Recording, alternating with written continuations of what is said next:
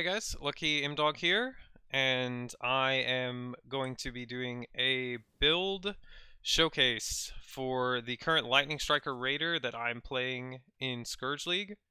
This build has been insanely strong, and I have pushed so far to level 99 on it in the time that we've had in this league, and I'm gonna be taking it to 100 on stream. So I just wanted to go over my current gear, my passive tree, the setups that I'm using, and what you should know if you want to play this build. I'm going to go over the gear first. Important things is we're just getting flat damage on our gear. We're using Blizzard Crown, Amulet with stats, crit multi, life, res rings with damage properties. Some of the key enabling pieces of the build are +1 strike, +1 frenzy gloves. These are pretty standard for strike skills on raiders these days, such as Flicker Strike. We're using the gripped glove base because of the projectile attack damage. I am using Tailwind Elliot Void boots. You can use Darkrai Vectors as a substitute for these, which are pretty close to as good. And I'll go over that when we go over the path of building. And then I'm just using an evasion shield with life, max res, accuracy, and aspect of the cat because we are a ferals build. And then my claw has high attack speed, high crit chance with basically as much penetration as you can get, and some flat lightning on top is nice.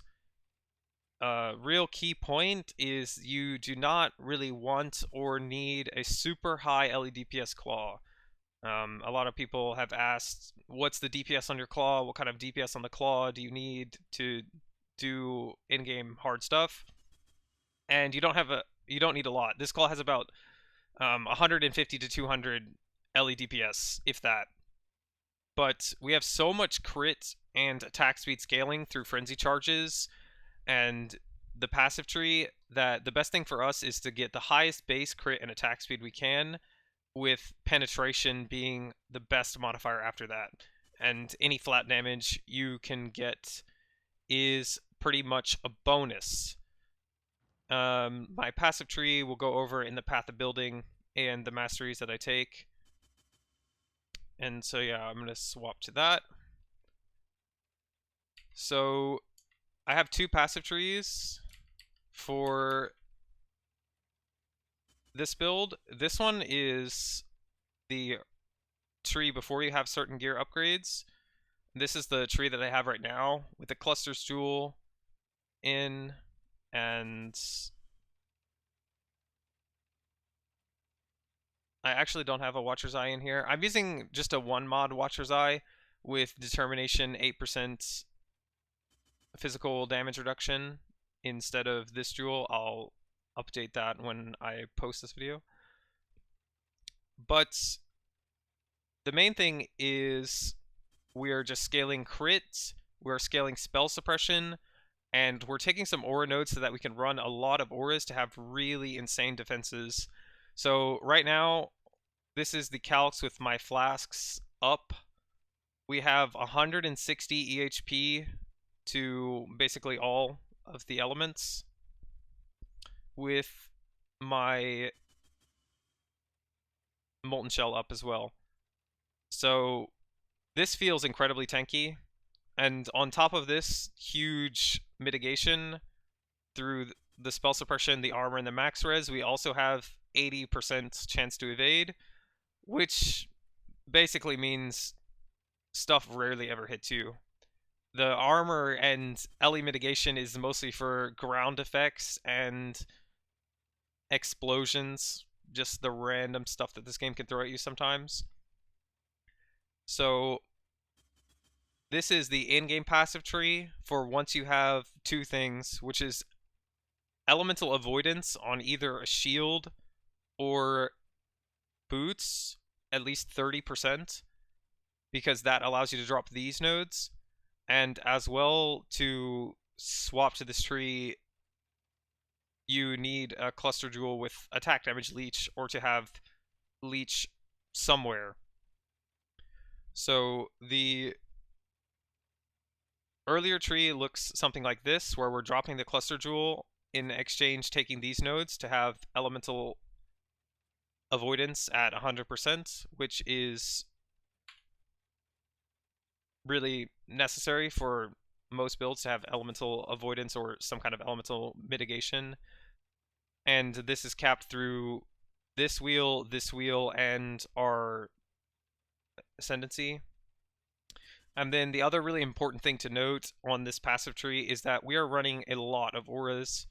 So my auras right now are Precision at level 9, Herald of Ice, Determination, Grace, and Defiance Banner. Aspect of the Cat is free through Ferals.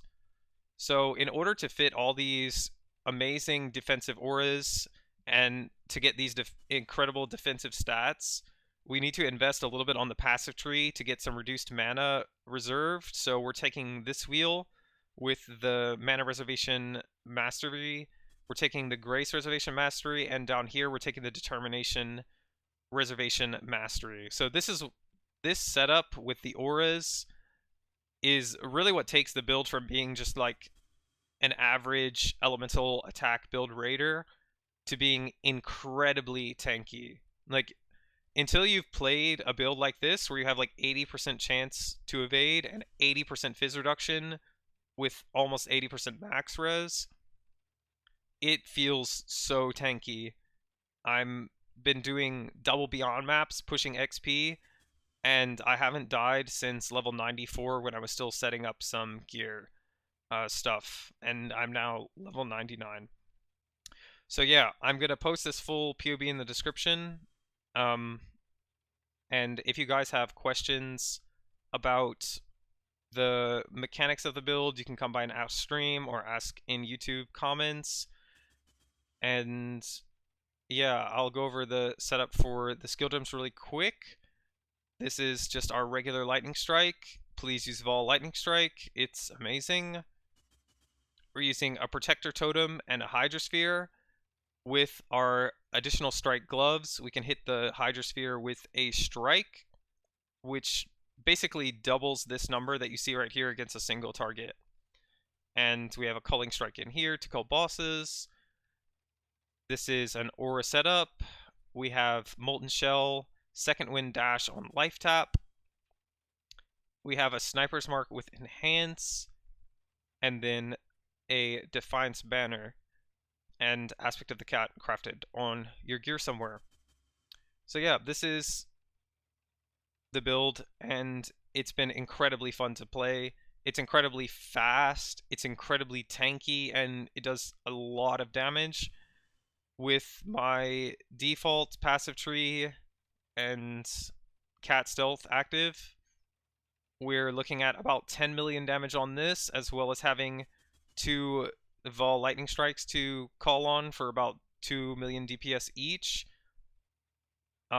This is with flash checked. This is like basically to simulate your one shot against a final Cirrus phase, like your full DPS against a final Cirrus phase or a Conqueror. Conquerors die within less than 2 seconds. Cirrus barely gets time to use his abilities because he takes most of his life, if not all, as he comes down from the sky into his third phase. If you just pop your flask and your Vol lightning strikes, you can pretty much one-shot him. And I am looking forward to hitting 100 on this build, and it's been incredibly fun to play, so I just wanted to share it with you guys. Thanks for watching. If you have questions, stop by the stream or comment on the video. Appreciate it. See you later.